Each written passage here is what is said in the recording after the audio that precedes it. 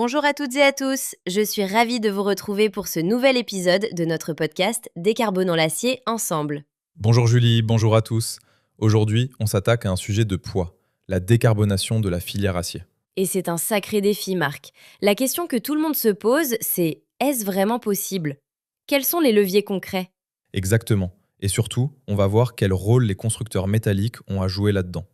Pour y voir plus clair, on a sollicité plusieurs experts. On les écoute ?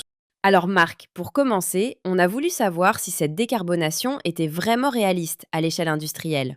Tout à fait Julie, et c'est la première question qu'on a posée à Baptiste Périssin-Faber, directeur général délégué de l'ADEME.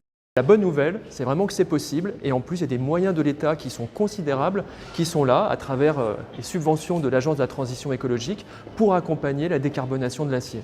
Tu vois Marc, il souligne que c'est possible, mais que ça demande des investissements et l'aide de l'État. Effectivement Julie, mais au-delà de la production pure, il y a aussi la question de l'usage de l'acier dans nos projets. C'est ce que nous explique Stéphane Defay, l'ancien directeur général de Grand Paris Aménagement, maintenant à la tête du comité de suivi de la réorganisation de la fonction immobilière du ministère de la Justice. Décarboner, et surtout quand on parle de carbone incorporé au bâtiment, ça peut passer par plusieurs manières. Ça peut être bien sûr diminuer le contenu de carbone des matériaux qu'on utilise, mais il y a peut-être quelque chose de beaucoup plus simple et pour lequel l'acier est sans doute le matériau par excellence, c'est de doubler la durée de vie du bâtiment. La pérennité, en fait, c'est ça qui permet de construire durable et de diminuer le carbone qu'on va mettre pour chaque mètre carré dans ce qu'on construit.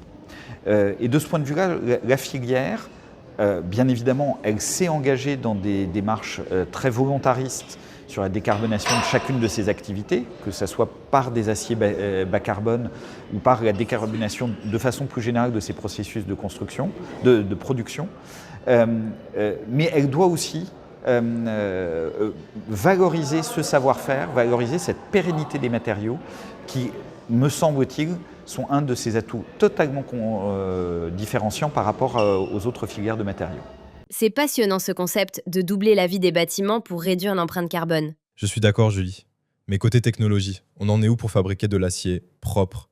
Jonathan Douin, du Programme des Nations Unies pour l'environnement, nous a fait un état des lieux. Je pense que la filière est très avancée sur tout ce qui est recyclage. Mais par contre, au niveau de décarboner la production, même s'il y a quelques unités aujourd'hui pilotes au niveau mondial qui arrivent à faire de l'acier zéro carbone, comme on dit, il y a encore quand même beaucoup de travail à faire au niveau d'améliorer les systèmes de production de l'acier. C'est passionnant ce concept de doubler la vie des bâtiments pour réduire l'empreinte carbone. Oui, mais sur le terrain, ça bouge déjà. Hervé Gastaud, délégué général du syndicat de la construction métallique de France, voit une filière en pleine transformation. Je suis le DG du syndicat de la construction métallique de France, donc j'ai pris une fonction il y a quelques mois et donc je suis assez impressionné en fait des sujets de décarbonation portés par la filière acier.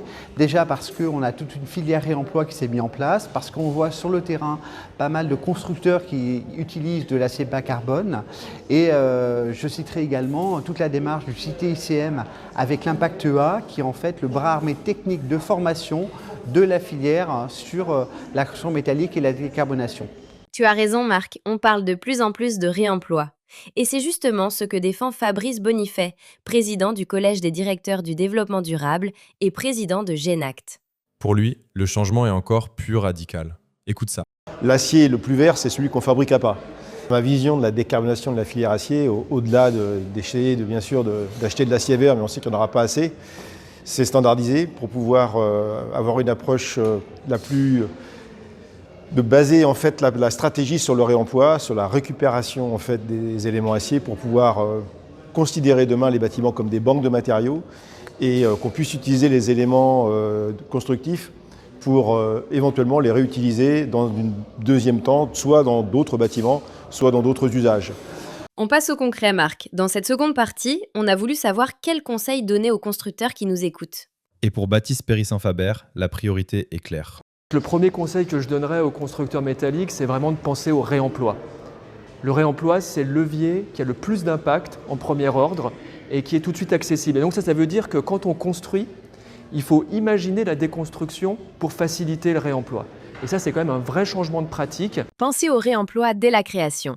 C'est une sacrée remise en question des habitudes, non? Carrément, Julie. Et c'est pour ça que Stéphane Defey insiste sur un point. Il ne faut surtout pas travailler seul. Alors moi, mon conseil, c'est ne travaillez pas tout seul sur cette question.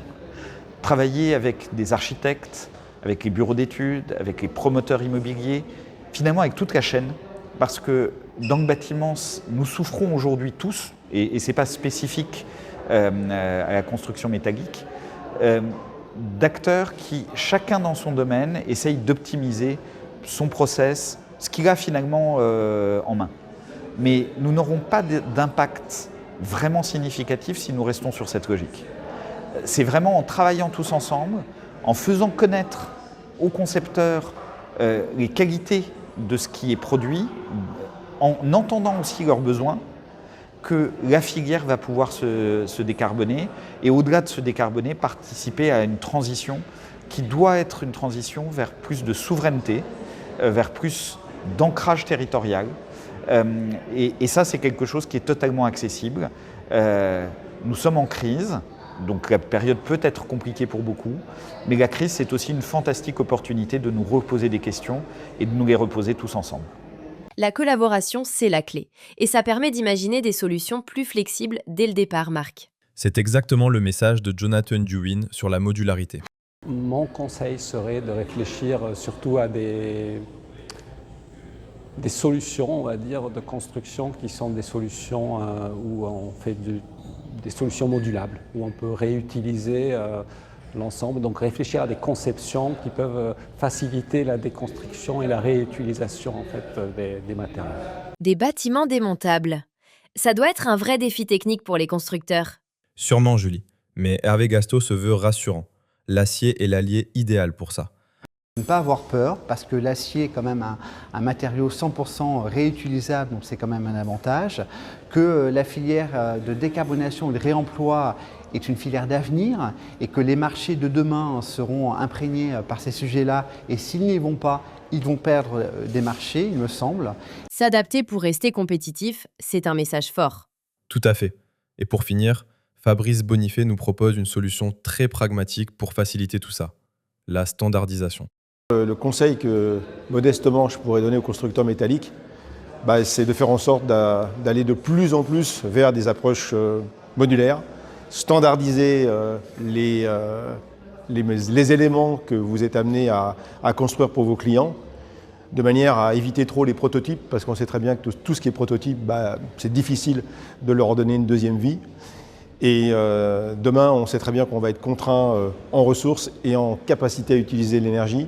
Donc on a tout intérêt à avoir une approche long terme, c'est-à-dire une approche qui permettra en fait la réutilisation des matériaux avec plusieurs types d'usages tout au long d'un cycle de vie qui peut être très très long compte tenu des matières premières que vous utilisez qui sont extrêmement nobles et qui méritent en fait de durer très très très longtemps. Marc, ce podcast montre bien que la décarbonation de l'acier est déjà une réalité en marche. Absolument, Julie.